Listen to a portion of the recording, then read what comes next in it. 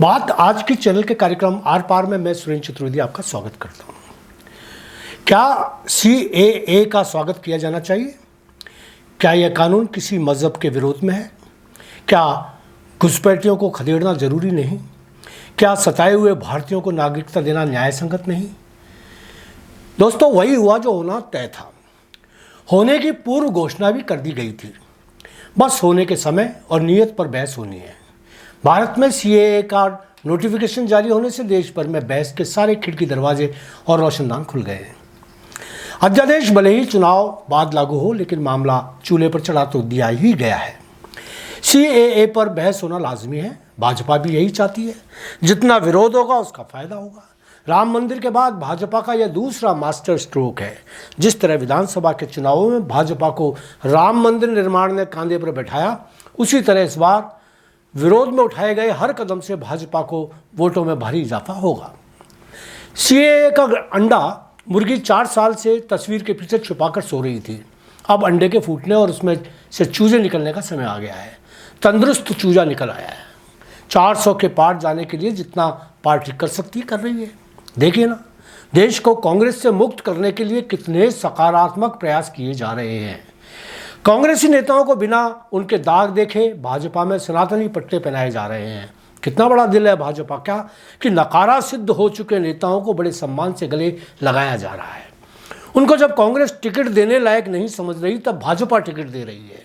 कांग्रेस कार्यकाल में धाप के पेट भरने के बाद उनकी भूख मिटाने के लिए भाजपा अब इंतजाम कर रही है। मेरा दावा है कि यदि भाजपा ने यही धर्मांतरण जारी रखा तो देश में कांग्रेसी नेता गौरवावन पक्षी की तरह दुर्लभ प्रजाति के हो जाएंगे।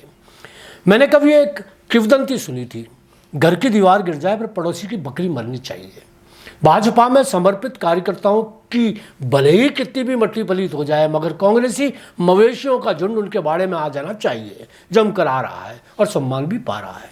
हम बात कर रहे थे CAA की, सम्मान नागरिकता अधिनियम।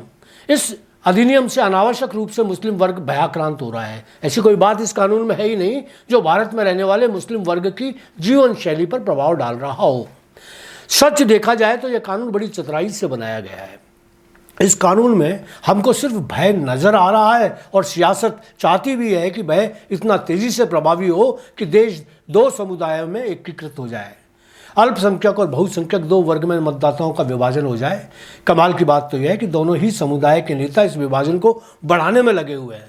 यदि दोनों वर्ग ये समझ जाएं कि यह कानून किसी भी तरह से अल्पसंख्यक समुदाय को दूसरी नागरिकता जैसी स्थिति में नहीं ला रहा, तो वोटों के बीच खींचातानी नहीं हो। मुस्लिम नेता कुछ इसी अंदाज में भ्रमित कर रहे हैं। यह कानून बाहर से घुसपैठ करके अवैध रूप से भारत में मुस्लिम बनकर रह रहे लोगों के विरुद्ध है। विगत 3-4 दशकों में बांग्लादेश, पाकिस्तान और अफगानिस्तान से बड़ी संख्या में मुस्लिम भारत में घुस आए। इन्होंने भारत में आकर समाज और अर्थव्यवस्था को चरमरा दिया। अफसोस ये रहा कि हमारे कुछ स्थानीय परिवारों ने अपने तुच्छ स्वार्थों की वजह से उनको न केवल प्राश्रय दिया, बल्कि उनकी मजबूरियों का दोहन किया। इस दोहन में केवल मुस्लिम ही नहीं बल्कि हिंदू भी शामिल हैं। उदाहरण के तौर पर अजमेर को ही लें। यहाँ दरगाह क्षेत्र में जहाँ बांग्लादेश के लोग बड़ी संख्या में मुस्लिम परिवारों द्वारा पाले पोसे जा रहे हैं, परिवारों का हिस्सा बनाकर उनकी औरतों को, मर्दों को सरकारी सुविधाओं से जोड़ रहे हैं, वहीं वैशाली नगर इलाके में सैकड़ों बांग्लादेशी हिंदू परिवारों के मकानों में रह रहे हैं, सुरक्षित रखे जा रहे हैं। अब यदि ऐसे लोगों को रेखांकित कर CAA कानून के घेरे में लिया जाता है तो क्या बुरा किया जाता है? यदि कोई मुस्लिम या हिंदू सिर्फ अपने निजी स्वार्थ और ज़रूरतों की वजह से उनके लिए रक्षा कवच बनना चाहता है तो इसे तो देश के साथ गद्दारी ही कहा जाएगा।